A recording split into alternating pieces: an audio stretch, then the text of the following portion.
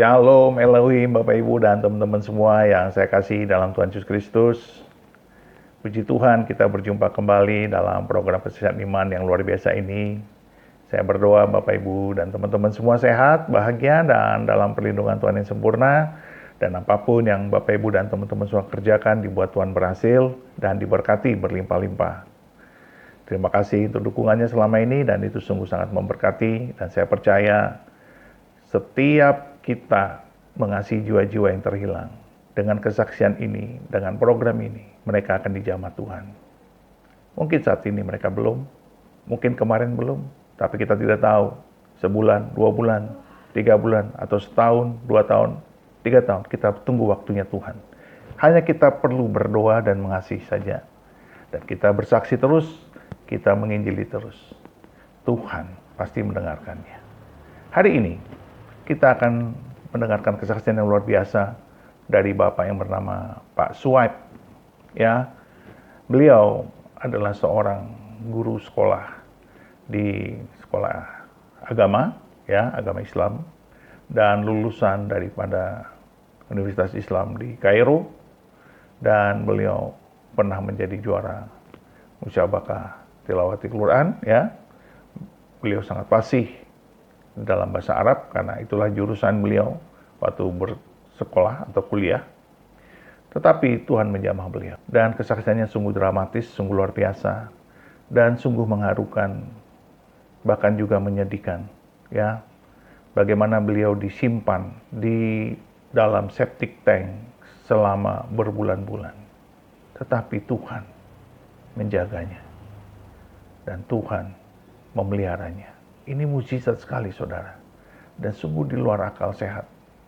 Mungkin saudara tidak percaya bagaimana itu bisa terjadi, tetapi Tuhan adalah Allah yang membuat mujizat. Allah kita adalah Allah pembuat mujizat, dan kalau Dia membuat mujizat, kita tidak bisa membantahnya. Mari kita saksikan bagaimana ceritanya. Tuhan memberkati. Shalom, selamat malam. Nama lengkap saya Suaib itu, Bu, atau pemirsa yang ada, hanya sebuah nama yang disingkat saja. Tetapi kalau untuk nama lengkapnya itu sangat repot juga ya kalau disebut. Tetapi ketika memang pilihan Tuhan itu terjadi sama saya nyatakan kalau Tuhan itu luar biasa. Akhirnya saya dibaptis menjadi nama Ayub Christian. Jadi saya tidak ingat lagi nama saya, tidak mengingat nama saya yang kemarin, tapi saya lebih akrab dipanggil dengan sebutan atau nama Ayub Christian. Jadi usia saya sekarang 37 tahun. 37 tahun. Sebelum mengenal Kristus, sebelum mengenal Tuhan, saya tergolong atau keluarga saya lebih fanatik yang namanya untuk tidak tahu dan mau tahu siapa Yesus sebenarnya. Pusing. Masa bodoh seperti itu. Tetapi itulah Tuhan. Jika kami melanjutkan daripada studi kami pada saat itu, akhirnya Tuhan menyatakan keilahiannya, Tuhan menyatakan kemahakuasaannya, bahkan Allah yang benar-benar hidup yang ada, menampakkan, bahkan memberikan wujudnya dan memberitahukan kepada kami, kepada saya, bahwa Allah yang benar adalah Yesus Kristus. Next, untuk kesaksian berikut, awal mula untuk kenal Tuhan. Kemarin, sebelum kenal Tuhan, sebelumnya waktu kenal Tuhan, saya coba, karena saya adalah seorang kepala sekolah, kemudian saya juga di antara ribuan santri, saya juga yang ngajar mereka untuk ngaji, bahkan juga untuk pengenalan bahasa Arab yang fasih, yang benar. Akhirnya saya bilang, Tuhan tangkap saya. Maaf Pak, itu kepala sekolah madrasah, MTS atau Ya. gimana? Saya kepala sekolah yayasan di pondok pesantren. Boleh nggak usah disebut namanya ya Bu, gitu. Silakan. Ya, oke.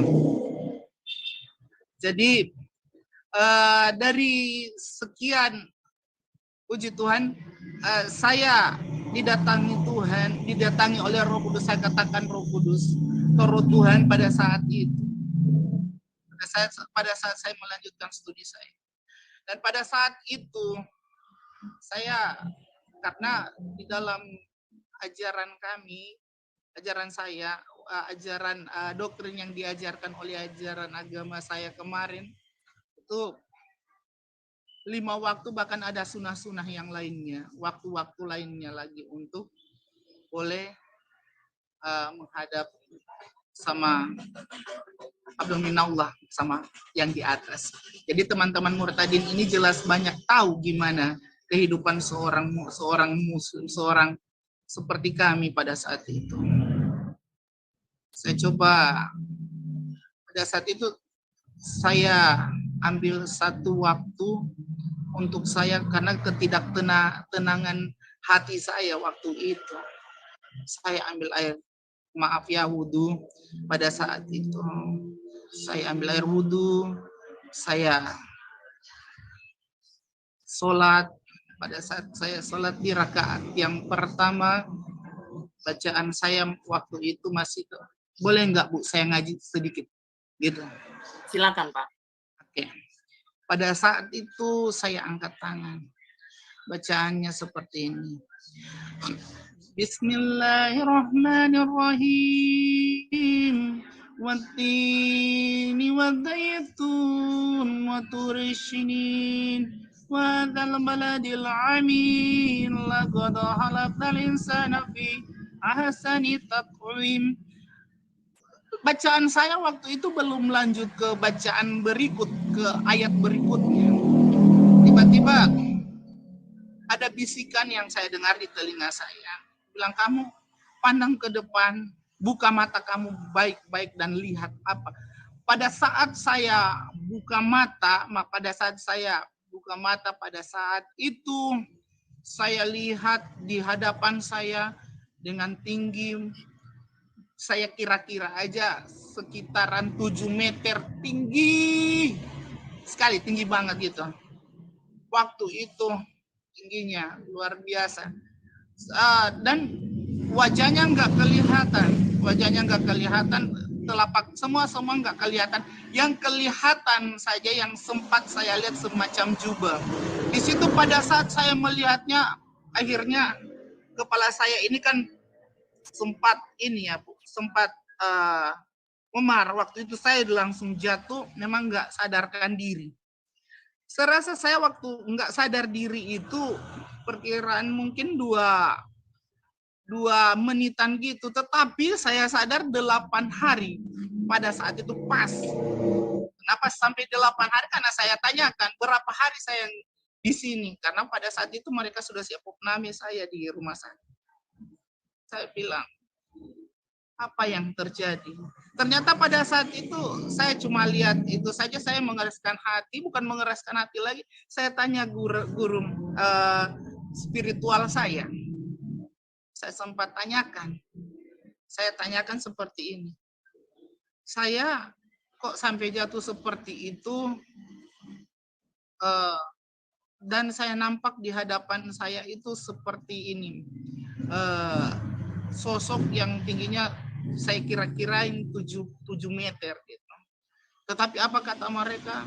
Kata mereka, ingat, setan atau iblis boleh menyerupai hal itu untuk menggodai kamu. Saya juga masih bisa ini, masih mengeraskan hati. Padahal pada saat itu memang sudah jelas kalau memang Tuhan yang luar biasa itu benar-benar ada. Ya Pak Syuaib, tadi itu pada saat Bapak membaca surat At-Tin itu, Bapak sedang posisi sholat ya? Iya, posisi itu itu pada saat naik rakaat yang kedua, Bu. Sholat apa itu Pak? Saya waktu sholat itu saya ambil untuk sholat hajat saya. Oh, oke. Nah, kemudian pada saat itu saya kembali mengeraskan hati. Saya belum selesai untuk ikut Tuhan, karena memang saya selalu bertanya kepada Ustadz saya atau guru spiritual saya. Tapi dia bilang tetap kamu maju. Yang anehnya di kali yang kedua, di minggu yang berjalan itu, setelah saya melakukan terjadi hal itu, yang anehnya letaknya di piring makan saya, di piring makan itu kedua belah tangan Tuhan. Saya tidak bilang Tuhan karena memang saya tidak tahu itu Tuhan punya tangan, ya begitu. Saya bilang, kok di dalam piring saya ada dua belah tangan. Kalau saya perhatikan kayak banyak saya lihat kayak gitu, banyak saya lihat setelah saya masuk ikut Tuhan gitu. Itu tangannya berlubang, tapi di keluarnya bukan darah, tetapi di situ keluar itu semacam cahaya di dalam piring makan saya. Dan di gelas air minum saya, kemudian saya memandang ke kiri, ke kanan, semua saya lihat tangan itu. Hanya kok apa yang terjadi ya? Gitu. Saya nggak serta-merta, saya nggak tanya lagi guru spiritual, saya cari sendiri. Hingga akhirnya saya bilang saya nggak menjelekan agama kemarin, atau saya punya agama yang sekarang lebih bagus, atau yang agama saya yang kemarin nggak bagus. Saya bilang, saya berterima kasih aja sama Tuhan. Kalau Tuhan panggil saya seperti ini, berarti Tuhan yang benar-benar bertanggung jawab atas semuanya. Tapi saya percaya saya dipanggil bukan untuk menghakimi, tetapi saya dipanggil untuk menghasilkan buah. Pada saat itu saya lakukan, saya mencari sendiri. Ternyata saya cek, saya kembali di dalam Al-Quran saya untuk terjemahannya. Saya baca sekian banyak perkataan yang disebut nama dia, nama Isa alaihi salam atau Isa al-Masih. Waktu itu saya tetap ngotot hingga akhirnya mungkin saya sudah mau atau sudah pengen ikut Tuhan. Saya katakan tepatnya waktu itu saya ngaku ke mereka, yuk saya balik ke Ponpes, pondok pesantren. Saya mau minta sama keluarga agar ikut Tuhan yang benar. Tetapi proses itu dimulai malam itu. Proses yang pertama yang terjadi sama saya itu Ba'da Isya, atau sementara waktu Isya. Itu terjadilah proses yang pertama. Proses yang pertama ketika saya katakan gini ke orang tua atau orang sekitar dan mereka semua atau keluarga, saya katakan, yuk saya coba rubah doktrin sebenarnya, mau untuk mengalihkan itu supaya penyebutan Yesus itu saya mau ganti Isa waktu itu. Tetapi kalau doktrin di sana ya beda gitu. Akhirnya saya bilang ke keluarga, yuk kalau memang boleh kita ikut ini sama-sama gitu. Tetapi jawaban pertama waktu itu ya dikumpulkan semualah keluarga saya. Semua keluarga, saya nggak tahu apa yang harus terjadi. Tapi karena memang saya juga nggak nyangka ya akan terjadi seperti itu. Malam itu saya dilucuti. Dibilang, kamu sudah gila. Kamu sudah nggak waras. Ya. Kamu di sekolah tinggi-tinggi. Kamu di semua di ongkos itu semua kamu sudah nikmati.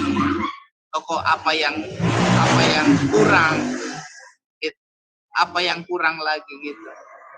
Maaf Pak, dilucuti itu maksudnya apanya yang dilucuti? Pakaiannya semua, atau gimana? Iya, pakaiannya.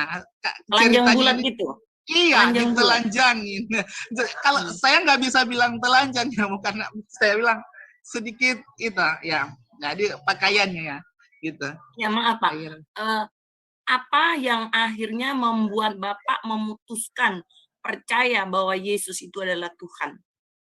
Ya, yang membuat saya sampai percaya sama Tuhan sebelum saya bertemu keluarga, artinya untuk sampaikan ke keluarga bagaimana kita harus ikut dan semuanya. Pada saat itu saya memang setiap malam saya didatangi suara itu selalu bilang, yuk ikut bilang, akulah jalan kebenaran dan hidup, tidak seorang pun yang datang kepada Bapa kalau tidak melalui aku. Itu yang selalu saya dengar. Padahal saya nggak belajar Bible, Bu. Nggak.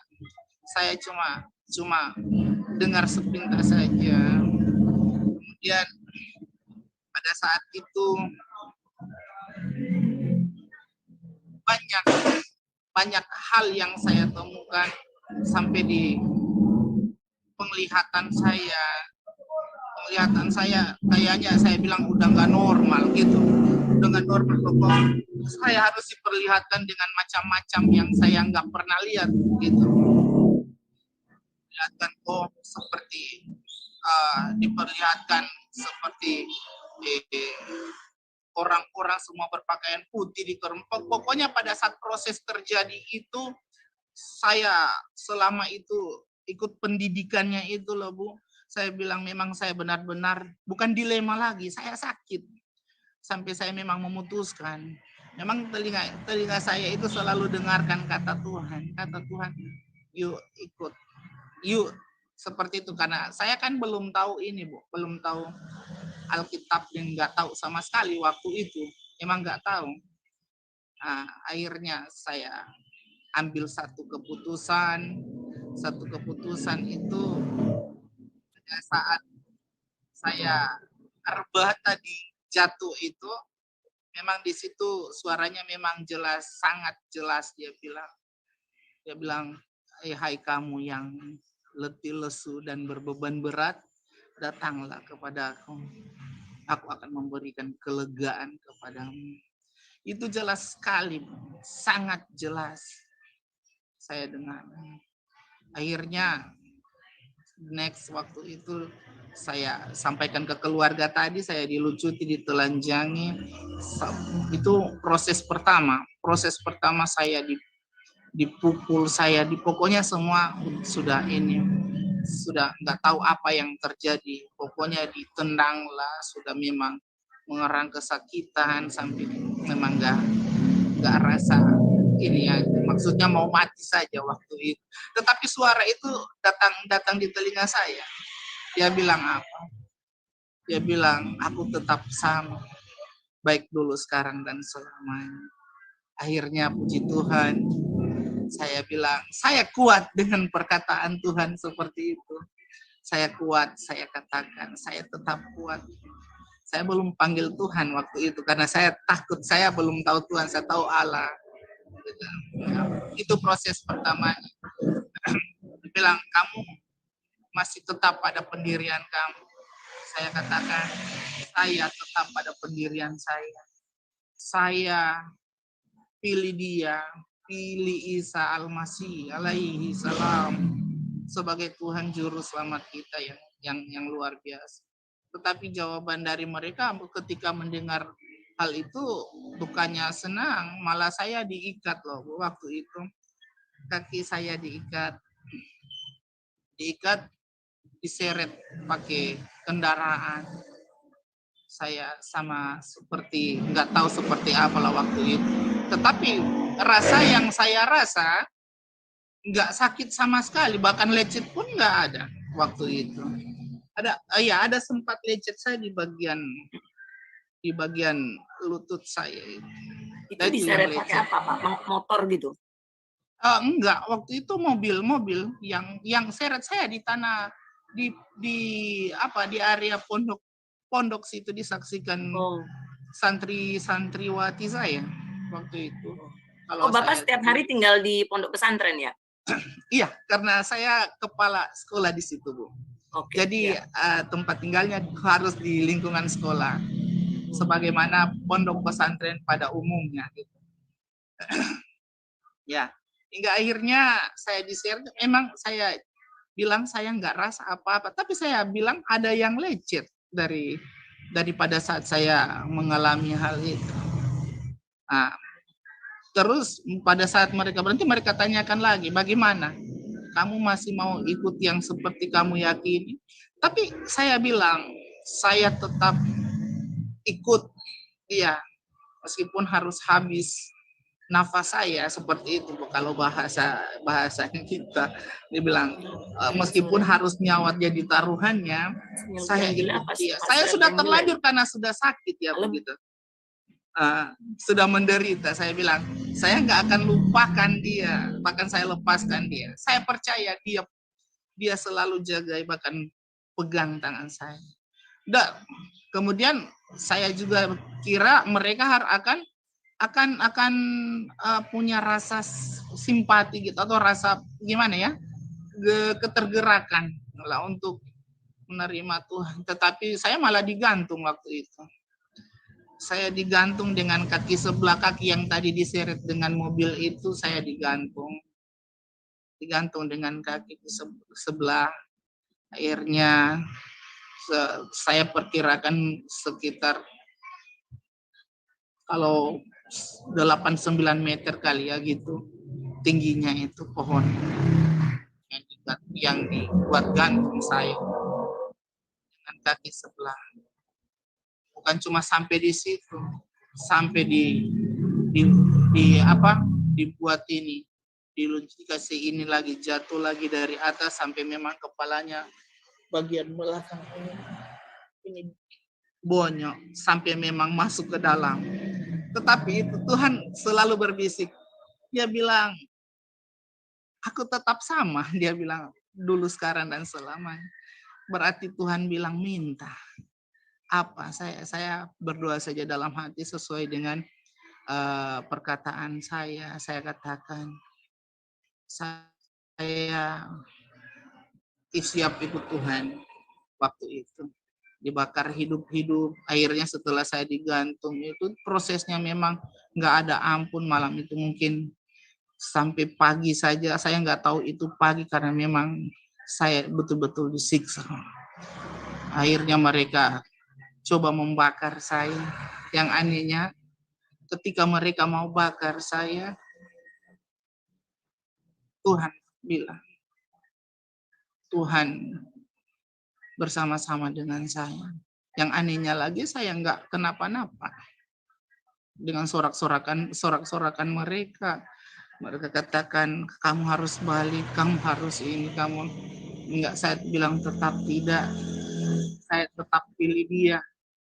Apapun yang terjadi, kalau memang harus habis atau mengakhiri semua dengan saya harus dibunuh atau harus dari kalian, terserah saja. Akhirnya saya dimasukkan ke dalam septic tank. Tunggu Pak, tunggu. Sebelum masuk septic tank, itu yang melakukan penyiksaan pihak pondok pesantren ya? Dari keluarga, karena memang keluarga yang koordinasi, karena keluarga besar, maaf ya Bu, artinya saya nggak bisa juga menjelekkan keluarga sebenarnya ya gitu. Ya. Tetapi saya bilang, saya menceritakan kemuliaan Tuhan, keluar biasaan Tuhan. Saya katakan keluarga yang melalui mereka saya tahu proses itu seperti apa. Jadi keluarga yang ini kalau yang kalau pihak pondok pesantren sendiri gimana terhadap sikapnya kepada Bapak? Menyiksa juga, ikut menyiksa? Iya, karena kan satu tuh Bu, mereka dari orang tua, karena dari pendiri tuh. Iya. Jadi kalau kita kan cuma ini saja sama dengan bawahan, tetapi diangkat sebagai kepala pondok pesantren gitu, karena anak gitu. Nah, akhirnya saya dimasukkan ke dalam septic tank malam itu juga. Itu sudah bukan malam lagi, sudah mau ba'da subuh, sudah perkiraan jam 4 nggak salah itu. Saya sudah pasrah. memang siksa saya, siksa sekali. Saya dimasukkan ke dalam septic tank. Septic tank itu di dalam itu sumpah bau. Aduh, memang nggak ada DP, nggak ada harum-harumnya sama sekali gitu katanya sih. Tapi ketika saya di dalam, saya nggak tahu mereka cor apa di atas. Pokoknya saya di dalam. Saya nggak tahu siang, nggak tahu malam waktu itu.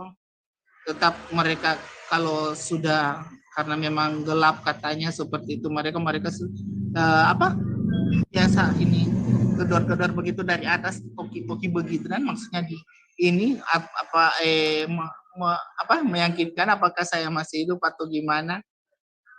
Selama 4 bulan saya katakan hari pertama saya di dalam septic tank, Bu, tahu nggak, saya nggak lihat kotoran di dalam.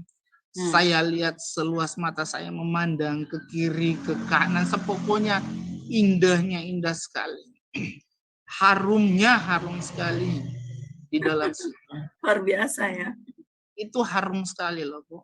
Akhirnya pada saat itu kayak ada seorang kakek-kakek ya, saya nggak tahu dari mana asalnya, tapi di dalam septic tank itu, saya nggak tahu juga itu. Maksudnya saya bilang ini septic tank atau apakah gitu. Tetapi saya nggak sadar itu septic tank atau apa. Tetapi pas saya keluar, pada saat saya dikeluarkan itu selama 4 bulan itu, saya tahu saya di dalam septic tank. Di dalam septic tank itu ada seorang kakek-kakek yang memakai tongkat, jenggotnya segini loh, putih. Dia pakaiannya putih lusuh gitu, kayak lusuh begitu, tetapi harum dia. Dia bawa semacam di sebelah tangan kanan dia itu semacam cawan, sebelah kiri dia itu seperti roti. Jadi pada saat saya di dalam itu, saya kayak dibangunkan dan disuruh juga kamu makan itu roti yang dari tangannya. Jadi saya diberi makan dari tangannya, tangan kirinya itu. Saya diberi makan dari tangan kirinya dan diberi minum dari tangan kanannya. Saya rasa roti itu sampai detik sekarang saya aja saya katakan saya aja bantu-bantu kerja di tempat kerja seperti sama kafe atau rumah makan gitu, saya nggak rasa lapar sampai detik ini, saya nggak rasa lapar gitu. Udah demikian juga haus juga saya, dan rasanya itu saya masih ingat atau masih rasa sampai saat ini. Rasa yang saya rasa di dalam septic tank itu harumnya luar biasa. Nah, tetapi bahasa Tuhan tetapi bilang luar biasanya Tuhan. 4 bulan itu saya nggak tahu siang, nggak tahu malam karena saya di dalam. Tetapi saya keluarnya dari dalam situ ada seorang ini paling pertanyaannya gimana sampai keluar dari dalam septic tank gitu. Ada seorang kakek-kakek yang itu dia perkenalkan namanya dia si Beni katanya. Dibilang ini, kamu keluar. Saya keluar dengan telanjang itu, Bu, dengan memang nggak ada busana sama sekali. Saya keluar. Kamu pamitan ke keluarga kamu. Lo kok saya disuruh pamitan gitu, dibilang pamit, kamu akan keluar dari situ. Kamu akan dibilang kamu akan sekolah, kamu akan jadi orang yang kamu jadi hamba Tuhan yang siap mengabarkan Tuhan. Itu yang dia bilang. Jadi saya pergi ini izin ke keluarga. Yang anehnya saya nggak digubris begitu, nggak dilihat sama keluarga saya. Saya berhadapan. Saya bilang saya pamit. Nggak ada respon sama sekali sama gimana gitu. Saya jalan di hadapan mereka. Saya pokoknya saya keluar waktu itu karena memang suara itu bilang jangan diulur, jangan kamu ulur waktu kamu itu. Akhirnya saya keluar dari situ, keluar dari tempat itu, dibawa ke suatu tempat, dari tempat satu ke tempat satu, keluar dari sekitar area pondok itu, ada seseorang yang kasih saya pakaian. Dia bilang kamu pakai, tapi pakaian itu berbentuk gamis loh, Bu. Ya, berbentuk gamis, karena saya memang sukanya pakai gamis waktu itu. Berbentuk gamis, bilang kamu jalan, kamu baik-baik. Saya jalan bersama Pak Beni. Di pertengahan jalan ada satu semacam ini, semacam semacam memang orang saya nggak kenal orang-orang gitu, semacam apa ya, angkot ini loh, apa ini namanya, kayak Grab begitu, tapi dulunya nggak ada kayak Grab-Graban gitu. Apa ini gitu. Grab Car. Jadi kayak begitu dibilang, yuk kamu naik. Saya nggak tahu itu namanya apa, karena memang saya jarang kayak gitu. Jadi diajak naik mobil itu ya Pak ya? Saya naik mobil itu sampai tiba di satu daerah, keluar dari daerah saya yang kemarin, masuk ke daerah yang lain waktu itu. Waktu saya masuk di daerah itu, Om Beni ini nggak pernah satu sama saya, tetapi saya herannya, loh kok Pak Beni ini sudah di hotel aja gitu, sudah ada di hotel aja. Jadi dibilang, ayo kamu masuk mesin. Saya bilang, ya Pak Beni ada, iya. Dia bilang, ini alamat kamu harus ke sini, nanti kamu akan ketemu sama ini hamba Tuhan yang ini, dia sudah tahu kalau kamu akan ke sana. Gitu. Akhirnya saya terus lagi ke itu, tetapi pada saat itu saya herannya Pak Beni ini sampai detik ini, sampai sekarang saya cari, saya juga kaget. Sebenarnya kagetnya begini, luar biasanya Tuhan, tetap saya bilang luar biasanya Tuhan. Buat saya sangat betul-betul saya terpukau dengan keluar biasaannya Tuhan. Mengenal Tuhan adalah sesuatu yang luar biasa untuk kami. Jadi apalagi saya katakan sekali lagi, saya Tuhan proses. Setibanya di satu tempat itu, yang proses saya lagi bukan lagi di keyakinan saya yang kemarin, di keyakinan saya yang sekarang. Ada yang laporkan ke polisi waktu itu, dibilang orang Kristen melaporkan Bapak gitu. Iya, orang Kristen, dia seorang gembala, maaf ya Bu, dia seorang gembala, dia ngotot katanya saya teroris gitu. Saya diproses, malam hari itu saya puasa karena waktu itu saya dibawa sama pendetanya, dibilang tinggal dulu di sini itu gitu. Jadi saya kira saya betul-betul dikasih isi sama mereka. Jadi saya masuk, saya bilang saya besok puasa Tuhan. Puasa cara saya yang lama, karena saya nggak tahu cara puasa orang Kristen gimana. Jadi saya puasa. Saya belum sempat untuk tutup puasa itu. Saya masih pegang buah jeruk itu, saya mau masukkan. Itu belum sampai di mulut, langsung di tangan saya langsung dipegang ini ke belakang, diborgol. Waktu itu, malam itu juga.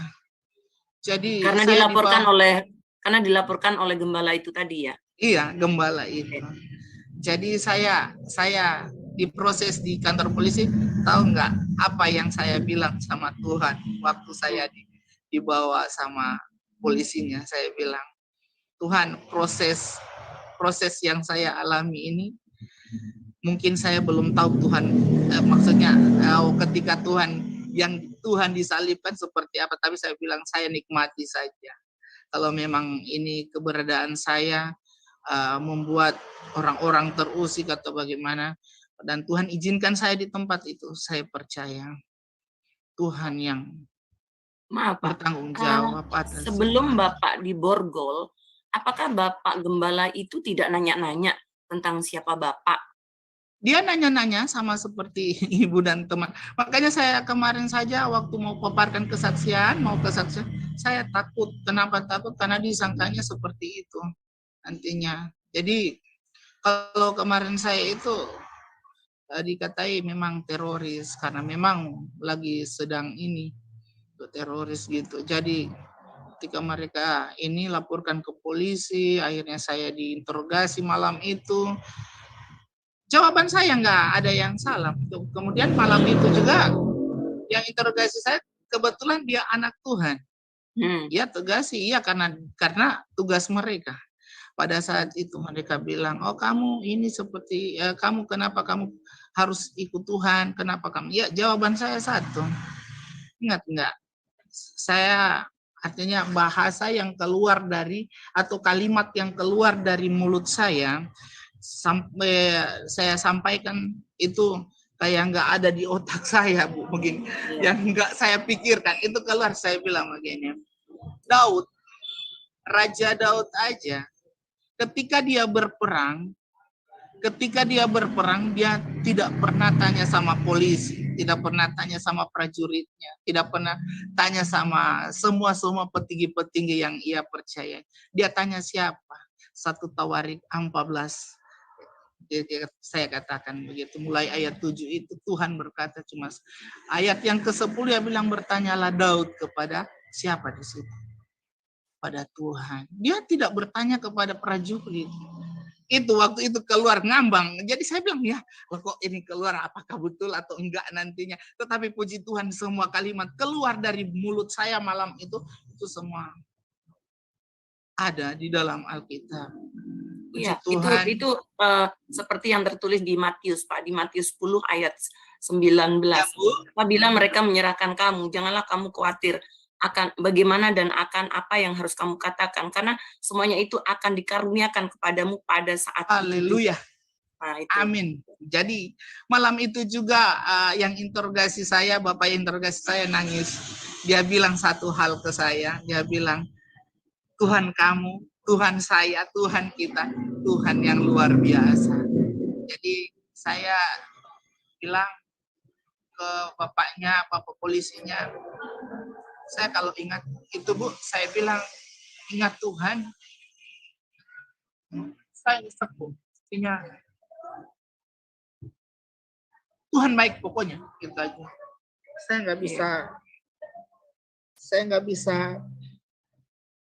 nggak bisa ini sama Tuhan. Saya mau merasakan apa yang Tuhan, saya mau nikmati apa yang Tuhan mau proses ke saya. Itu. Jadi itu satu kerinduan saya kemarin-kemarinnya. Saya mau tuangkan seluruh isi hati saya untuk mempermuliakan Tuhan melalui catatan kecil atau saya membuat buku untuk kesaksian. Itu saya punya kerinduan. Dan saat ini belum terrealisasi karena memang saya dan keluarga dan juga rekan pendeta Pak Glendinya, kami merintis satu usaha untuk mempermuliakan Tuhan, itu memberi makan orang-orang di orang jalanan dan pelayanan penginjilan jalanan. Itu.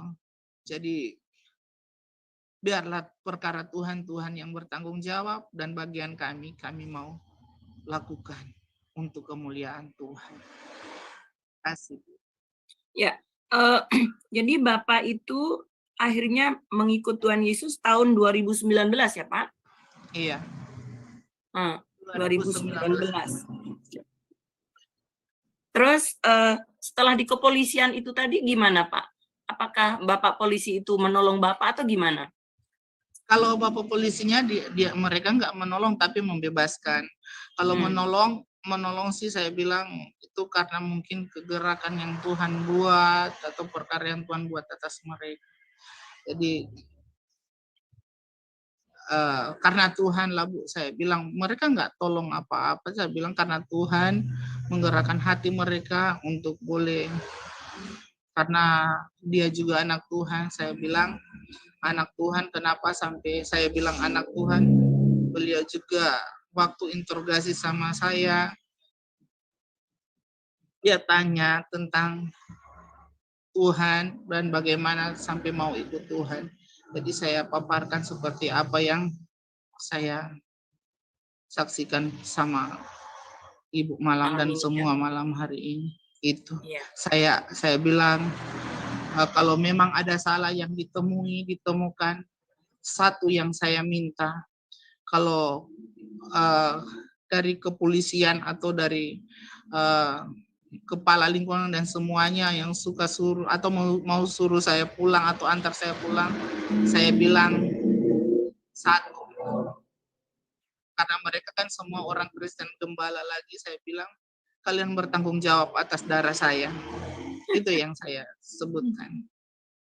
Jadi kalau memang kalian serahkan saya untuk keluarga saya, karena saya memang nggak ada identitas, Bu. Nggak ada sama sekali. Saya bilang, saya jalan saja. beserta Tuhan, pasti banyak perkara yang mustahil menurut saya itu. Pasti ada jawaban dari Tuhan. Ya. Sekarang bagaimana hubungan Bapak dengan keluarga? Hubungan dengan keluarga, saya bilang, saya berikan satu kesaksian lagi, hubungan kami dan keluarga, saya dan keluarga, tolong bantu doa saja. Saya memang belum ini, karena memang makanya lagi-lagi saya sampaikan sama Bapak Pendeta Glendi, tolong jangan dipublikasikan dan saya jangan sampai mereka tahu di mana saya berada, karena saya pegang satu perkataan firman Tuhan, ketika Yesus disalibkan belum pada waktunya dia masih bisa ini dulu. Jadi saya bilang, saya bukan Yesus. Saya bilang, saya ini manusia. Saya cuma inginkan apa yang Tuhan mau atas saya, bahkan untuk mengabarkan dulu, membawa jiwa dulu, bahkan untuk melanjutkan apa yang menjadi misi Tuhan dalam diri saya. Itu satu kerinduan saya, Bu. Ya. Dan ke depannya. Ya, Bapak jangan khawatir tentang hubungan keluarga yang masih belum pulih kembali, Pak ya. Saya juga mantan Islam ya. Dulu 10 tahun saya tidak pulang ke orang tua, tetapi pada akhirnya hubungan saya dengan keluarga itu dipulihkan dan mereka mau menerima saya apa adanya. Nanti Bapak pun akan mengalami hal yang sama pada saatnya, nanti Bapak akan kembali kepada mereka dan berkumpul kembali dengan mereka, dan mereka akan melihat bahwa Bapak adalah orang yang luar biasa, yang beda dari semua orang yang ada di keluarga. Nah, tentang keislaman Pak Sueb ini ya, kita tidak perlu ragu lagi ya teman-teman ya, karena Bapak ini adalah seorang yang bertanggung jawab terhadap kepala sekolah yang ada di pondok pesantren. Jadi kita nggak perlu ragu keislamannya gitu ya Pak ya. Nah sekarang pertanyaannya Pak, apa yang Bapak rasakan bedanya beribadah ketika Bapak Islam dan sekarang ketika Bapak mengikut Kristus? Silakan Pak. Ya, begini Bu, ini perbedaan bukan membandingkan ya Bu. Kalau membandingkan jelas ada kesamaan kalau untuk saya, tapi kalau untuk perbedaan memang beda. Pertama, karena saya dididik dari dalam kandungan memang sudah Islam. Seorang muslim, jadi lahirnya itu sudah dikumandangkan sama dengan ibu seperti dikumandangkan azan, sudah dikumandangkan qomat, hingga pada akhirnya dari Radatul Atfal, Madinatul Ilmi, Madrasah Sanawiyah, Madrasah Aliyah, dan sampai pada saat dimana studi memang harus artinya membuat saya itu harus bertanggung jawab kepada Tuhan. Jadi waktu itu saya bilang untuk pengajarannya, untuk ininya saya bilang, Tuhan,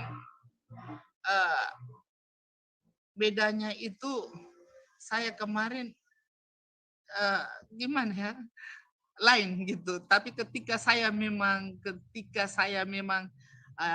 apalagi saya biasa dipercayakan untuk pelayan altar sebagai pengkhotbah, bahkan juga sebagai worship leader, saya katakan luar biasa. Saya suka cita dan saya bilang beban saya itu beda yang di beban kemarin. Beban kemarin itu saya rasa masih, kalau memang saya masih di sana memang berat sekali. Tapi kalau saya katakan beban seberat apapun ketika saya bergirang, ketika saya melompat, ketika saya memang benar-benar bersama dengan Tuhan, merasakan hadirat Tuhan, saya bilang, saya suka cita. Beban saya memang gak ada, karena Tuhan yang menopang saya. Ya. Gitu. Jadi saya bantu ya Pak ya. Kalau dulu ketika Islam, pada saat sholat terutama ya, pada saat kita sholat, saya tidak merasakan Tuhan yang hadir. Ya, mau kita berapa banyak sholat wajib udah pasti kita lakukan ya Pak ya. Sholat sunnah, sholat tahajud, membaca Quran, beribadah sedemikian rupa, kita begitu tekun beribadah, ya, baca Quran setiap hari.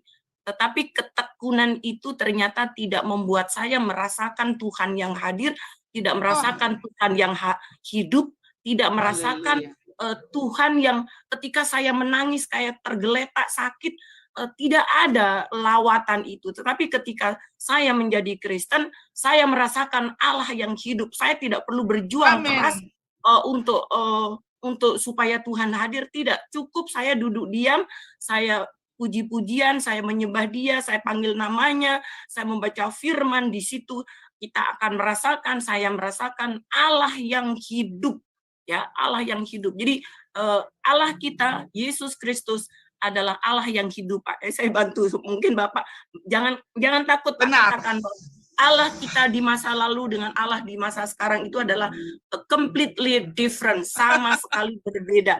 Allah yang dulu itu adalah Allah yang jauh, ya Pak ya, Allah yang jauh. Udah kita berdoa, kita sudah jungkir balik, sujud, ruku dan segala, tidak kita rasakan hadirnya. Tetapi di dalam Kristus, baik kita di rumah, di mana saja, di gereja, ketika di dapur, berjalan pergi ke pasar, kemanapun, bergelantungan di bis, saya tetap rasakan Allah yang hadir. Mengapa? Karena Tuhan kita adalah Allah yang hidup. Gitu, Pak. Amin. Setuju nggak, Pak? Setuju kan? Oke, setuju sekali, Bu. Jadi saya katakan gini, itu perkataannya Ibu ketika pertama kali memang dipanggil untuk beribadah, iya, pertama kali dipanggil untuk beribadah di gereja. Tapi pada saat itu dipanggil gini, kamu kamu isi kesaksian dulu. Waktu isi kesaksian saya mau ngomong apa, saya nggak tahu ngomong ini gitu. Jadi suara itu bilang, ya kamu mengalir aja. Jadi ketika saya mengalir bersama dengan Tuhan, sampai disuruh nyanyi lagi. Disuruh nyanyi, saya nggak tahu memang, kan kemarin kan saya memang nggak tahu nyanyi. Memang nggak tahu sama sekali cara memuji Tuhan kayak gimana. Jadi disuruh. Jadi akhirnya suara itu berbisik ke telinga saya di sebelah kanan ini, dibilang, kamu ke pemain musik, kamu bilang pujian ini kamu bawa. Pujian seperti ini itu pertama.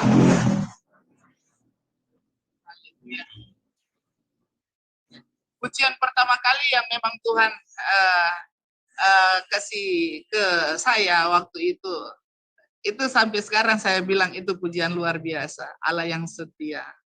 Saya bilang, oh haleluya. Jadi seperti Ibu bilang tadi, saya setuju sekali, dan saya bilang perbedaannya di sana dengan kemarinnya waktu masih beribadah di sana dengan yang di sini, ya saya setuju. Saya nggak merasakan Tuhan di sana. Ketika di sini saya katakan, luar biasanya. Berarti Bapak itu sekolahnya madrasah di MTS, Aliyah, berarti semua belajar menguasai bahasa Arab ya Pak. Apakah Bapak di perguruan tinggi juga di perguruan tinggi Islam atau gimana Pak? Iya, puji Tuhannya, karena 2006 itu Musabaqah Tilawatil Quran yang dilaksanakan di Poso waktu itu 2005 di daerah, ada satu di daerah saya sempat kecoblosan ya begitu. Jadi di situ jadi saya dapat juara 1 umum. Kemudian jadi Bapak jadi Bapak ini bisa qiraah ya Pak ya? Iya, saya Kori. Jadi saya Kori, bukan Korea. Kalau Korea Bu itu perempuan Bu. Iya tahu. Jadi gitu. Jadi saya Kori. Jadi juara 1, kemudian internasional dari pimpinan waktu itu memberikan beasiswa untuk lanjut studi S2-nya. Studi S2-nya di salah satu perguruan tinggi di luar Indonesia gitu. Di mana Pak tepatnya? Iya, saya melanjutkan studi di Universitas Al-Azhar Kairo. Mesir. Nah, bersama Ustadz Abdulus. Ini nggak di ini ya Bu. Kalau boleh nanti disensor ya nanti itu. Itu nggak apa-apa Pak. Oh ya, Bapak harus tahu bahwa Zoom ini adalah milik We Are For Murtadin. Jadi kita ini adalah memang para murtadin di sini banyak Pak, jangan khawatir. Iya, kalau boleh gini Pak Swaib, jangan disebutin nama-nama orang itu. Jadi supaya iya. aman Bapaknya ya. Thank you, Iya, iya, iya. Pak. Iya, iya. Iya, ada dua teman saya yang Ustadz Konang itu memang sama-sama dari sana gitu. Jadi mereka sekarang ya memang fanatik ya begitu. Jadi saya bilang biar aja itu mereka di mereka, tapi saya yakin, saya percaya Tuhan yang sama juga akan menggerakkan mereka nantinya. Mereka tahu kebenaran kok, Bu. Tahu. Oh, jadi Bapak kuliahnya di Al-Azhar ya, Pak, Mesir ya, Pak ya? Iya. Atau ada negara lain juga, Pak? Mungkin? Enggak, kalau untuk itu enggak. Karena memang dari sini dari gimana ya? Enggak bisa sebutin orang ya, Bu. Gitu, Kang. Enggak Gitu. perlu. jadi kepengen, jadi gini, ada seseorang yang satu pemimpin aja gitu, satu pemimpin yang memang ini meminta untuk pada saat itu menjadi penerjemah termuda yang Penerjemah apa, Pak? Penerjemah Logatul Arabia, bahasa Arab. Oke. Al-Quran ke bahasa Indonesia gitu atau gimana? Iya, Al-Quran Al-Karim ke Wah, ini. Kalau begitu berarti nanti kita bisa ini nih Bu Heni, bisa minta Pak Soeb untuk ngajarin kita bahasa Arab nih. Haleluya, haleluya, luar biasa. Iya, memang Pak, kami lagi mencanangkan ke depan untuk para apologet untuk bisa berbahasa Arab dan tahu artinya. Mungkin Bapak bisa menjadi bagiannya karena ini perlu sekali, karena tuduhan dari Islam mengatakan kalian bisa comot-comot Al-Quran, hadis, tapi kalian sendiri tidak bisa berbahasa Arab. Nah, inilah menjadi tuntutan kami para apologet. Kami akan mengadakan kelas. Mungkin nanti kita akan bicarakan ke sana ya Pak Soeb ya. Amin, Bu. Saya siap untuk kemuliaan Tuhan dan haleluya. Kita yang dipanggilnya. Amin, amin, amin. Silakan lanjut. Pak Soeb, Bapak punya Alkitab berbahasa Arab nggak? Saya nggak pakai Alkitab bahasa Arab karena saya belajar. Bisa di-download, Pak. Bisa di-download. Oh iya, boleh di-download. Maksudnya kalau Bapak punya Alkitab bahasa Arab, Bapak bisa qori, baca Quran dilagukan seperti saat Bapak kiroah. Oke.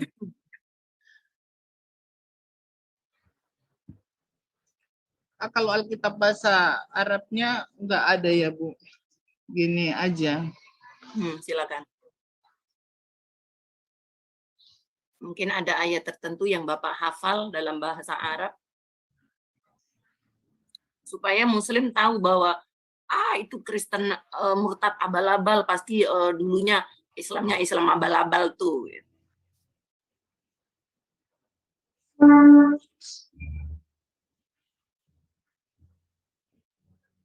Nah, kalau dia ini, kalau saya ambil di Quran surah ini aja ya, Al-Imran 359 itu ya, silakan. bercerita perjalanan Isa bin Maryam. Gimana? A'udzu billahi minasyaitonir rajim. Innama syala'i syabnullahi kama salli adama halakatna min syarabi thumma qala lahu kun fayakun. Itu bercerita tentang kalau Allah katakan jadi, maka jadilah seperti apa yang Allah kehendaki. Iya. Baik. Kalau saya sukanya yang ini, Pak, yang Yohanes 14 ayat 6 ya, yang ana huwa tariqu wal haqqu wal hayat laisa hadu yati lal abi illa biha. Itu. Baik, mungkin saatnya kita bertanya jawab ya. Teman-teman yang ingin bertanya, silakan resen.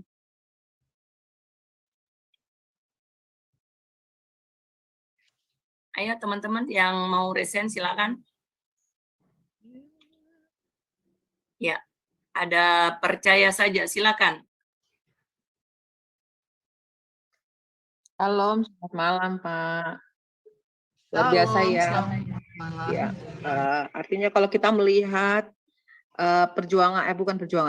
perjalanan spiritual Bapak dari yang kegelapan kepada terang itu, Bapak menemukan jalan kebenaran. Ya, dalam proses itu, kalau kita melihat secara manusia, artinya kalau kita meneliti dengan pola pikir kita sebagai manusia, pasti tidak akan bisa menjangkau gitu loh Pak.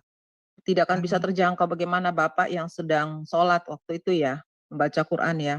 Terus Bapak mendapat penglihatan melihat seorang manusia yang roh gitu, manusia roh tinggi 7 meter. Ya, kalau kita cerita ke orang lain tentang ini, mereka pasti akan mengatakan mana ada gitu loh, ya. Mana ada orang yang setinggi 7 meter itu bisa menampakkan diri. Kemudian bla bla sampai dengan saat Bapak ternyata tertidur selama 8 hari ya, Pak. Itu padahal Bapak tidak mengalami apapun, ya hanya benturan kecil harusnya kan, Bapak tidak jatuh dari pohon, tidak jatuh dari bangunan tinggi, kok bisa sampai dalam keadaan tidak sadar selama 8 hari. Secara manusia kita tidak akan bisa menyelami itu, tapi itulah dunia yang Tuhan mau beritahu kepada Bapak, kepada orang-orang di sekitar. Inilah saya, ini saya, aku adalah aku gitu. Jadi apa yang Tuhan mau kerjakan dalam setiap manusia gitu, ya tidak bisa dipikirkan gitu Pak ya. Bahkan Bapak sendiri mungkin kalau bayangin sampai sekarang mungkin Bapak nggak bisa membayangkan bahwa Bapak berada pada situasi sampai hari ini begitu Pak ya. Jadi kemudian saya bertanya kepada Bapak, Bapak pernah nggak berpikir sampai hari ini, seandainya Bapak nggak dijamah Tuhan, kira-kira apa yang Bapak akan rasakan? Kalau Bapak flashback misalnya, seandainya ya kalau saya tidak masuk sebagai pilihan Tuhan, saya tidak dipilih Tuhan, kira-kira jadi apa saya? Apakah saya tetap berjalan dalam kegelapan atau bagaimana? Ya mungkin bisa Bapak gambarkan sedikit gitu loh Pak, tentang rasa itu kalau bisa flashback. Ya, terima kasih. Ya, silakan Pak Soeb ditanggapi. Ya, halo Bu. Ya, silakan. Ya, pertanyaannya seperti apa tadi, Bu? Maksudnya di tempat saya banyak sekali kendaraan. Oh, sorry. Jadi sekarang ya artinya gini, kalau Bapak kembali, misalnya hari inilah ya, Bapak malam ini, Bapak mulai berpikir gini, bagaimana ya seandainya Tuhan tidak menyelamatkan saya waktu itu, Tuhan tidak menampakkan dirinya kepada saya, apa yang akan terjadi dengan saya hari ini gitu, saya masih tetap dalam kondisi bahwa saya hidup dalam kegelapan. Artinya kalau Bapak balik kembali dalam masa-masa itu gitu loh. Dan hari ini Bapak baru berpikir, kan biasa kita berpikir, kenapa saya lakukan kejahatan dulu gitu loh. Nah sekarang apa yang Bapak rasakan kalau seandainya Bapak tidak menjadi pilihan Allah, dijamah gitu loh. Gitu. Apa yang Bapak rasakan hari ini kira-kira? Ya jelas kalau pertanyaannya seperti itu saya juga bingung. Saya katakan gini, jika sesuatu atau Tuhan tidak memanggil, menarik saya, ikut dia sampai saat ini, mungkin saya juga tergolong orang yang binasa. Terus saya juga tergolong orang yang rugi, bahkan saya juga tergolong orang yang memang nggak tahu tempat saya di mana gitu. Yang jelasnya di neraka gitu. Tapi kan dulu Bapak nggak tahu kan kalau Bapak akan masuk, kalau Bapak kan dulu nggak bisa bedakan yang mana kebenaran, mana yang tidak benar kan, sampai akhirnya Bapak masuk dalam kebenaran. Jadi ini yang harusnya mungkin Bapak bisa cerita kepada orang di luar, bahwa ternyata inilah kehidupan saya hari ini, bagaimana saya ditarik Tuhan dari kegelapan itu, dan kalau seandainya saya nggak ditarik, apa yang terjadi? Dan itu mungkin Bapak bisa bilang, bodoh lah orang yang hari ini masih tetap bertahan dengan kehidupan hari ini. Ya silakan. Haleluya. Pasti galau. Ya. Kalau nggak ditarik oleh Tuhan pasti galau ya Pak ya. Galau sakit. Bukan galau lagi. Kalau saya katakan, ya kalau pertanyaannya seperti itu sama seperti Ibu katakan tadi, memang nggak yakin masuk surga. Iya, saya bilang saya yakin saya masuk surga karena artinya saya harus gimana ya? Harus siap mengabarkan, siap dan harus siap aja gitu. Karena kemarinnya itu belum tahu, memang nggak tahu. Sekarang puji Tuhan sudah tahu, dan saat ini juga saya katakan bukan cuma saat ini, untuk selamanya. Bahkan sampai memang Tuhan pakai saya untuk menjadi suratnya Dia. Iya. Jadi kalau seandainya saya kalau seandainya Pak Sueb atau muslim-muslim lain itu tidak ditarik oleh Tuhan untuk diselamatkan, dilahir barukan dalam Kristus, yang pasti kita galau, kita sakit, kita tidak ada kepastian masuk surga. Keyakinan orang Islam itu adalah, aku paling masuk neraka dulu sekian ratus tahun, nanti pada akhirnya masuk surga. Itu kan pikiran orang Islam ya. Jadi sakit, galau itu yang kita tidak bisa membedakan apa yang kita lakukan ini dosa atau tidak. Itu ketika kita masih Islam. Ya, berikutnya Pak Frans, silakan. Bentar, Bu. Sorry sebelum Pak Frans ya. Tadi pagi saya mendengarkan waktu ada perbincangan, mungkin sudah replay, saya nggak tahu kapan kejadian itu ya. Waktu si Zuma bicara dengan ibu siapa nih, yang ibu salah satu lah orang Kristen.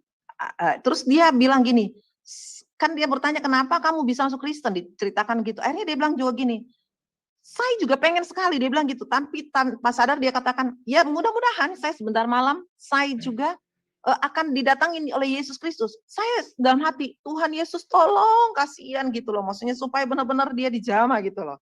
Ya, ada satu kerinduan gitu loh, Bu. Ya, semoga kita berdoa bersama, semoga Zuma dan teman-temannya juga diselamatkan Tuhan. Terima kasih, Tuhan Yesus berkati. Oke, silakan Pak Fran. Oke, salam. Ya, Pak Suhaib, pertanyaan saya simpel aja. Di dalam nabi-nabi di dalam Islam ada yang namanya hampir sama dengan nabi-nabi di dalam Kristen, misalnya Daud, yang lain juga Abraham adalah Ibrahim, mirip-mirip, Salomo adalah Sulaiman. Nah, ada Nabi Syuaib. Nah, Nabi Syuaib ini di dalam Kristen nabi apa ya, sama Nabi Zulkifli. Nah, dua orang ini saya belum paham nih nabi apa itu di dalam Kristen. Iya. Bapak tahu nggak siapa Nabi Syuaib? Iya, Nabi Syuaib ya tahu. Gitu. Ya, kalau Nabi Syuaib nggak sepintas saja untuk perjalanan kehidupan beliau, ya itu bukan di zaman saya. Zaman Nabi Syuaib itu ketika umatnya menguji dia, kalau memang kamu seorang nabi, kamu berikan satu mujizat atau perlihatkan satu mujizat, kata umatnya kaumnya waktu itu. Jadi dia minta kepada Tuhannya, kepada Allahnya, dia bilang tolong kasih ini. Akhirnya dikasihlah mujizat tadi itu berupa unta. Akhirnya unta itu dibunuh sama kaumnya. Jadi saya katakan, kok suaranya kecil sekali, nggak kedengeran. Sorry, suaranya agak mengecil, Pak. Iya, karena ini saya cuma memang modal dari wifi aja dari sebelah. Jadi memang setengah mati, banyak yang pakai gitu. Oke. Bapak, kalau di Alkitab Nabi Syuaib itu siapa ya, Pak? Di Alkitab. Tahu nggak? Nggak tahu ya? Saya nggak tahu. Nggak tahu kalau di Alkitab. Kalau gitu Nabi Zulkifli siapa ya? Kalau Henok kan Idris. Henok itu Idris. Kalau Nuh tetap sama Nuh. Ya. Tapi Zulkifli itu nabi apa ya? Saya juga nggak tahu. Di dalam Alkitab ada nggak Nabi Zulkifli? Nanti ditanyakan kepada para debater tuh nanti Pak, yang ketika kita bahas Islamologi. Ya, kita yang Islam juga tidak tahu itu nabi-nabi siapa itu. Ya, mungkin terima kasih Pak Fran. Terima kasih Pak Fran. Ada yang lain? Silakan. Okay. Siapa yang lain?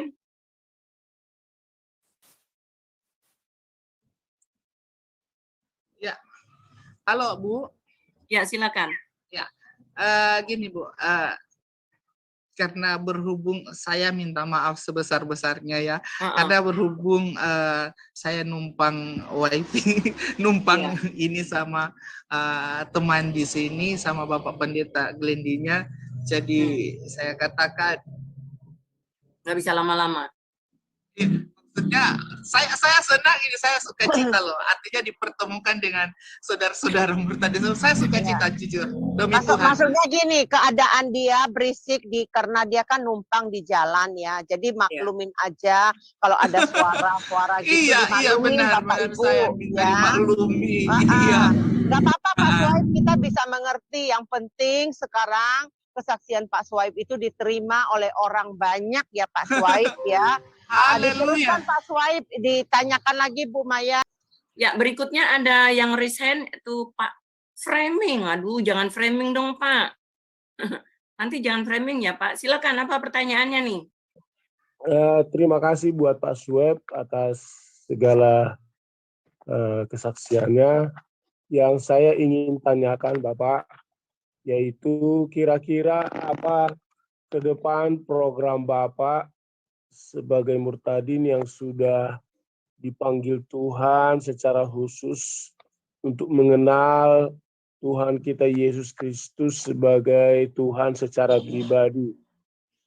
Ibaratnya seperti contoh program-program dari kawan-kawan kita, ini hanya gambaran ya, Pak Saifuddin atau Pak Muhammad Kace atau yang lain-lainnya yang sudah bergerak dalam hal bagaimana mengobarkan imannya atau strategi-strategi dibuat dalam hal kesaksian.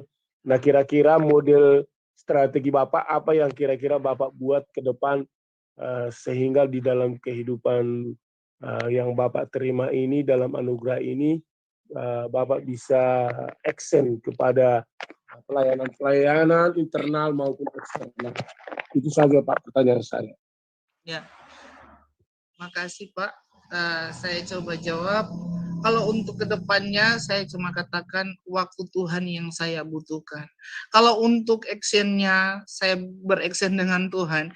Artinya begini, saya buka pelayanan pelan-pelan di tempat di mana usaha kami yang ini sementara dirintis. Saya katakan tadi lewat kesaksian, yaitu untuk mempermuliakan Tuhan, karena di tempat itu setiap hari Sabtu malam Minggu itu saya adakan KKR kecil-kecilan, itu merangkul anak-anak muda. Puji Tuhan dari sekian ratus anak-anak muda sudah boleh ini, dan saya memang untuk kedepannya intinya saya prioritaskan pelayanan, yaitu melayani Tuhan. Dan kalau ini memang satu kerinduan kami untuk membuat satu buku atau menuangkan satu kesaksian melalui buku. Itu yang saya memang minta juga sama hamba-hamba Tuhan atau teman-teman, saudara-saudara yang murtadin, saya bilang tolong bantu doa saya sehingga apa yang saya cita-citakan, bahkan apa yang saya rindukan untuk mempermuliakan Tuhan akan terrealisasi. Wajib. Makasih. Iya, sebagai mantan Islam ya Pak, kita tentu mengerti mengapa teman-teman Muslim itu sangat sulit untuk bisa percaya. Nah, karena itu mari kita sebagai mantan Islam, mari kita berapologit dengan cara tidak perlu menjelek-jelekan mereka, karena dulu kita juga sama seperti mereka, tetapi biarlah kita memberitakan kebenaran itu dengan kasih. Kalaupun kita membongkar isi Quran, kita sampaikan dengan cara membawa data. Kita perlihatkan ayat-ayatnya, ini loh di Quran itu begini, lalu kita membuat perbandingan ayat di Alkitab itu seperti ini. Jadi apakah kita persilakan Muslim melihat mana kira-kira Allah yang benar, Allah yang di Al-Quran atau Allah yang di Alkitab. Jadi kita tidak perlu menjelek-jelekan mereka, tetapi kita bicara memakai data. Kita harus, karena keluarga kita juga masih Islam ya, keluarga kita masih Islam, tetangga kita Islam, jadi kita harus bijak, jangan asal ngomong ya. Mari kita bicara, menyampaikan kebenaran itu dengan kasih ya, karena kita ini mempromosikan, istilahnya kan ya, kita mempromosikan tentang kebenaran di dalam Kristus. Nah, namanya promo itu harus dengan cara yang baik, dengan cara yang membawa data itu tadi ya, bukan dengan cara memaki-maki atau bahkan menjelek-jelekan. Itu tidak perlu seperti itu ya.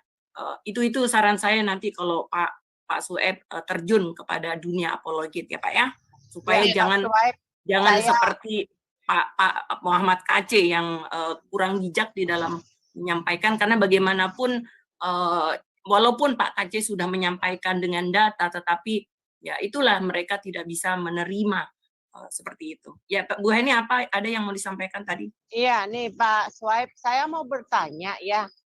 Pak Swaib pernah ke Jordan? Belum. Halo? Oh, ya, berarti bukan di Jordan ya Bapak mengambil sekolah ya, di Kairo ya? Iya, di Mesir. Iya, di Kairo. Saya salah, saya pikir di Jordan, Pak. Bukan, Jordan dengan Kairo masih Oke, jauh lah. Jadi kalau waktu itu sekolah di Kairo itu berarti masih ambil ilmu keislaman ya Pak ya? Iya, saya bahasa Arab, Bu. Kalau dari Indonesia kan kemarin kan tarbiyah, cuma tarbiyahnya jurusannya ke SKI, sejarah kebudayaan Islam, akidah alaf, fikih, dan Quran hadits. Kemudian saya ambil lagi satu itu untuk memperlengkapi semua ilmu itu, saya masukkan Lughatul Arabiyah, bahasa Arabnya. Gitu. Oh gitu, iya Pak. Bagus sekali Pak. Jadi gini Pak, saya sangat-sangat mendukung sekali pelayanan Bapak saat ini ya, sangat luar biasa. Saya sudah mendengarkannya dan saya sudah melihat foto-fotonya. Pelayanan Bapak diteruskan saja Pak, karena saya tahu banyak orang yang membutuhkan pelayanan Bapak ya. Oh haleluya, amin. Ya, amin. Ya ini aja dari saya Pak. Bu Mariam silakan dilanjutkan. Ya, saya mau nanya sama Bapak Swaib. Istri Bapak sudah percaya kepada Tuhan Yesus? Puji Tuhan, dengan saya katakan dengan saya percaya dengan ikut Tuhan, akhirnya dia, istri saya dan anak-anak saya ikut Tuhan semua. Jadi maksudnya cara Tuhan juga artinya terjadi sama mereka, sama istri. Saat Bapak keluar dari pondok pesantren dulu, istri Bapak, bagaimana itu hubungan Bapak dengan istri? Ya, hubungan saya dan istri, karena memang saya kan di Ponpes.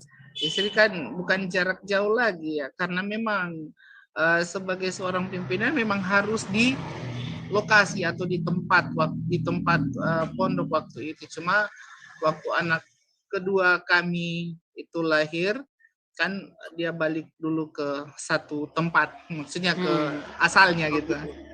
Nah, jadi berarti dia adalah istri Bapak dari sejak semula ya? Iya, sejak semula dan sejak purbakalan. Iya, puji Tuhan ya. Gitu. Oke. Ada lagi teman-teman pertanyaan? Silakan raise hand. Iya, ini pertanyaan buat Pak Swaib ya. Bagaimana kalau jawaban Bapak kalau ditanya oleh umat sebelah, mantan Bapak dulu, mengatakan kok orang Kristen menyembah manusia. Yesus itu kan manusia. Nah, itu bagaimana jawaban Bapak?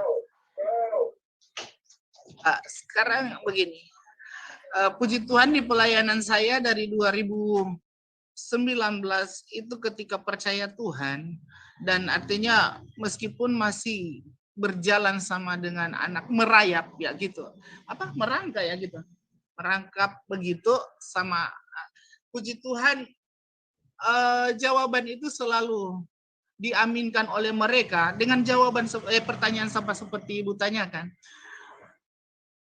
Saya kasih kesaksian ada satu ibu, bukan satu lagi, mereka sekeluarga itu dari satu daerah masuk ke rumah sakit anaknya ya gitu. Saya nggak tahu, Tuhan bisa gini, kamu jalan kaki ke rumah sakit ini. Jadi saya jalan kaki. Saya bilang kan saya nggak tahu ini kotanya ini seperti apa, besarnya, luasnya gitu, saya nggak tahu sama sekali. Saya jalan kaki, angkotnya juga nggak tahu berapa tarif, ini nggak dikasih sama Tuhan untuk naik angkot. Jadi saya jalan kaki. Setibanya di salah satu rumah sakit itu, Tuhan suruh untuk layani satu keluarga yang memang ya keras ya, gitu, dari garis keras gitu. Akhirnya saya bilang, ya apa yang harus saya ucapkan, apa yang harus saya katakan dengan pertanyaan yang sama seperti ibu ya, menyembah Yesus kan Yesus itu manusia, nabi gitu, karena oke. Tapi saya nggak langsung main prak seperti ini, enggak. Saya tanya dulu Tuhan seperti apa jawaban saya. Nah, jadi jawaban dikasih Tuhan waktu itu, jawaban itu hikmat masuk ke saya beritahu, saya bilang gini, kalau buat mungkin di keyakinannya ibu sama bapak itu Isa Al-Masih atau Isa alaihi salam itu adalah seorang nabi, kamu pasti akan temukan di situ keganjalannya. Kenapa? Karena kalau kita mau baca secara harfiah di dalam Al-Qur'anul Karim, di dalam Al-Qur'an itu, maaf ya saya mau replay ya, ini cuma replay aja. Nabi kamu itu diucapkan di dalam Al-Qur'an itu cuma 4 kali saja. Sedangkan Isa ini disebutkan di situ hampir 53 dan 11 kali untuk penyebutan sebagai Al-Masih. Atau dia katakan, kalau di Kristen dikatakan sebagai Yesus Kristus yang diurapi. Jadi pada saat itu saya diuji sama ini ibu, karena kebetulan beliau adalah salah satu pengajar di pondok pesantren di kota di mana saya di waktu waktu itu disuruh sama Tuhan untuk pergi berdoa untuk sembahyang sama ini. Jadi saya bilang, dah pertanyaan seperti ini kayaknya harus membutuhkan jawaban yang memang pas, yang cukup gitu, agar tidak diulang-ulang lagi. Sampai ditanyakan lagi, kalau kamu punya Yesus itu sanggup menyembuhkan anak saya, nah itu, atau bisa sembuhkan anak saya, kan kebetulan anaknya waktu itu sudah pasang oksigen, sudah pakai oksigen gitu. Sudah emang nggak ada harapan kalau menurut saya, tapi buat Tuhan nggak ada mustahil. Akhirnya saya disuruh, suara itu suruh kamu angkat tangan, kamu angkat satu pujian. Jadi saya angkat satu pujian seperti ini. Aku rasakan kasih-Mu Tuhan, ku rasakan kuasa-Mu Tuhan. Jadi ketika pujian itu saya naikkan, akhirnya anak dari si ibu tadi, karena dia bilang kalau memang dikatakan seperti itu, kalau memang Tuhan kamu bisa bangkitkan, sembuhkan anak saya pasti masuk Kristen atau saya ikut Tuhan kamu. Jadi terjadilah sesuai perkataannya. Sampai detik ini kalau dibilang kurang lebih untuk beberapa ratus orang sudah bisa kita bawa untuk kemuliaan Tuhan, apalagi dari sebelah gitu. Puji Tuhan. Iya, Yesus memang manusia, tapi dia adalah manusia ilahi, ilahin nas ya. Nah, jadi nggak usah takut. Baik, di sini ada Pak Putra. Silakan Pak Putra, mau bertanya apa? Pak Putra ini Muslim Pak, ya Pak Sueb harus bersiap-siap nih. Silakan Pak Putra, mau bertanya apa? Halo Bu. Ya, gimana? Atau Bapak sudah mau mengakhiri saja? Atau gimana? Ya, kalau saya sih gini, saya senang, saya suka cita untuk selalu komunikasi, apalagi memaparkan satu kesaksian tentang dia. Lagi-lagi saya katakan waktu Tuhan yang harus kita jalankan. Sama seperti ini, saya cuma numpang nebeng aja lewat aja. Jadi saya bilang ya lanjutkan dulu seperti ya mengalir aja dan seperti apa yang Tuhan mau. Ya. Jadi silakan Pak Putra di unmute. Ya, selamat malam Pak Sueb. Selamat malam Pak. Pak Sueb dulu pesantrennya di mana Pak? Tidak, maaf ya Pak. Maaf. Itu jangan. Ya. Maaf Bapak, kami tidak akan melayani pertanyaan di mana. Bu. Iya Pak Sueb, tenang, saya akan bantu jawab. Pak Putra, tolong tidak menanyakan tempat di mana Pak Sueb berada dan tidak perlu bertanya dulu Pak Sueb itu asalnya di mana? Pertanyaannya yang terkait dengan keyakinan Ya. saja, Pak. Silakan. Saya minta maaf ya. Selamat malam, Bu. Iya, silakan lanjut. Ya. Saya gini, saya minta maaf ya Pak Putra. Gini, saya minta maaf sama Bapak, Ibu dan semua yang ada. Gini, kebetulan yang tempat saya ini jauh dari jauh banget, sekitar 4 jam dari sini kalau untuk pulang ke rumah, Bu. Jadi saya bilang saya bukan ini, saya mau mengalir dengan Tuhan sebenarnya, tetapi saya cuma pinjam aja, Bu. Apalagi Pak Pendeta Glendinya juga berjauhan sangat sama saya. Saya pinjam laptopnya gitu untuk ini. Kalau begitu kita akhiri saja acara kesaksian ini ya Pak Sueb ya. Iya. Oke. Ya, baik. Kita akhiri kesaksian ini. Terima kasih Pak atas waktunya dan terima kasih atas sudah berusaha keras untuk bisa bersaksi. Tentu ini tidak mudah ya untuk Pak Sueb untuk bisa datang pada malam hari ini. Baik, silakan kita akhiri acara kesaksian malam hari ini. Terima kasih Pak Sueb ya sudah bersaksi untuk kami semua. Saya percaya bahwa kesaksian ini dan kebenaran yang disampaikan itu tidak akan kembali sia-sia, akan menjadi berkat bagi banyak orang. Puji Tuhan, puji Tuhan, puji Tuhan, kesaksian yang mengharukan dan membangkitkan iman kita, dan sungguh saya sangat merenungkan kesaksian Pak Sueb ini, saudara, Bapak Ibu sekalian.